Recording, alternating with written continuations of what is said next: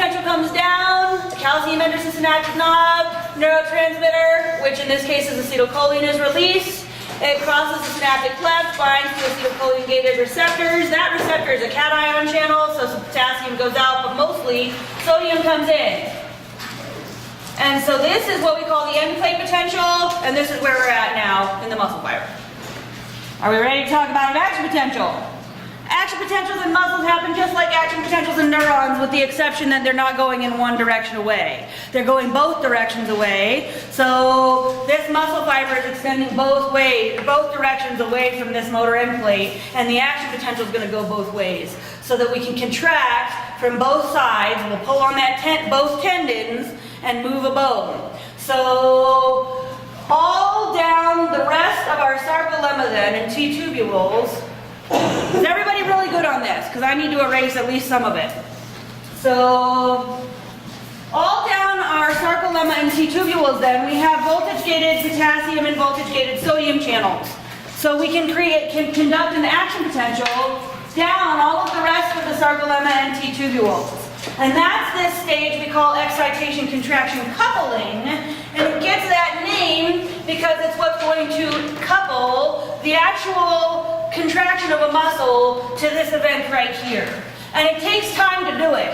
So what we'll see when we look at whole muscle behavior, because in order to actually be able to start tracing tension and things, we have to look at whole muscle behavior. So what we'll see is that when you first stimulate the muscle, there's going to be a little time before tension starts building. And that time is what's required for the coupling events to occur. So this is the next phase. Excitation-contraction coupling is how we're going to generate an action potential down our muscle fiber. So if we were to look down our T-tubules, we have our voltage-gated sodium channels, our voltage-gated potassium channels.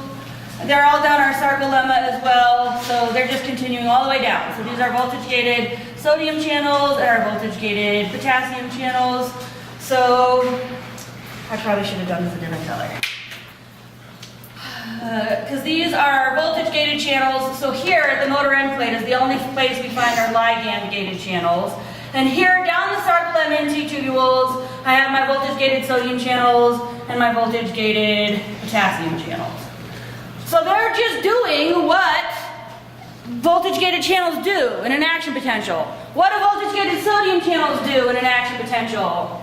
They allow sodium into the cell. Yeah, they do. But how do they do that? So here I'm sitting closed, but now my end plate potential is developed. So how am I going to change from closed to open? I've got to reach my threshold. So my end plate potential has to reach the threshold of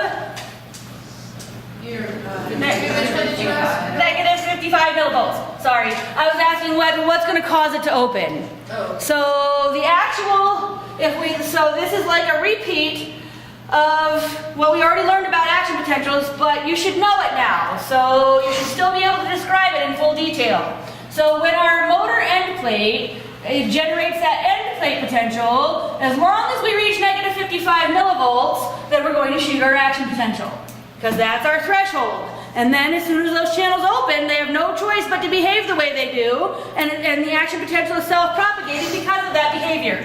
So what happens? We open at negative 55 and what? Yeah. We depolarize, which means that we're going to... Your sodium is going to soar. Sodium is going to rush into the cell. So sodium rushes in. Until you get about positive 30. To positive 30 millivolts. So now wait a minute. This positive 30 millivolts, be aware, is going to open this. And so I'm going to rush up to positive 30 millivolts, which is going to open this. So, sorry, this is my next sodium channel. So all of my sodium channels are opening because of the positive 30 millivolts, okay? And then we just keep getting more and more positive in here. So sodium rushes in to positive 30, and then what? Yeah, well, let's just say our voltage-gated sodium channel closes. And then we will, I heard it, repolarize. And that's because our voltage-gated potassium channel is going to take over, and potassium is going to rush out.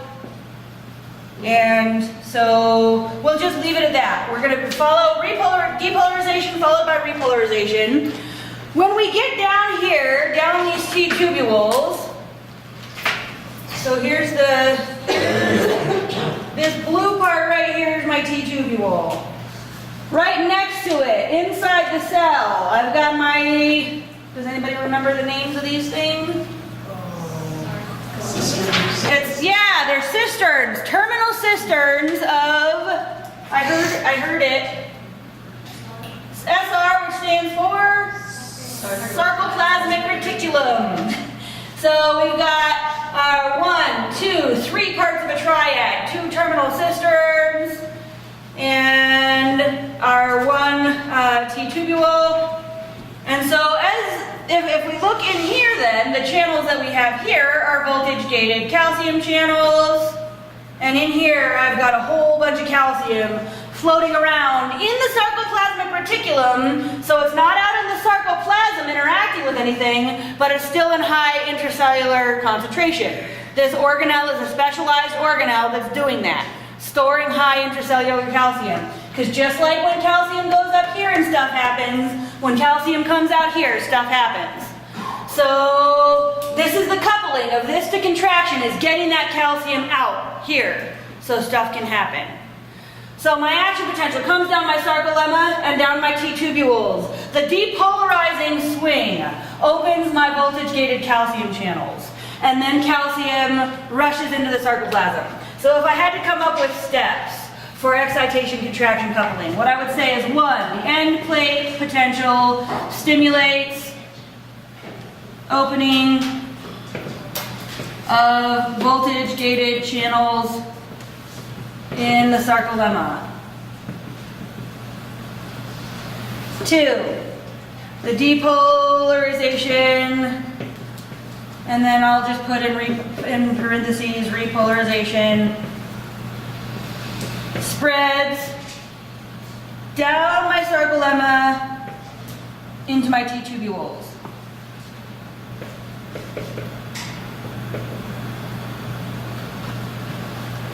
Where's the number 1 for the triad? 1 is right here. Thank you. And then my action potential is spreading down my sarcolemma and T tubules, so this is 2.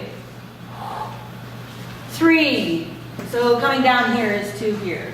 And then 3 is that my action potential stimulates opening of voltage-gated calcium channels in the SR, and calcium floods the sarcoplasm. And now I'm done with that step. Yeah. What's the word after? All of this, you're like, what? Yeah. Depolarization, followed by repolarization, spreads down the sarcolemma to the T tubules. So that's phase 2. We're spreading down the sarcolemma to our T tubules. Phase 3, the action potential opens voltage-gated calcium channels in the sarcoplasmic reticulum, and calcium floods the sarcoplasm.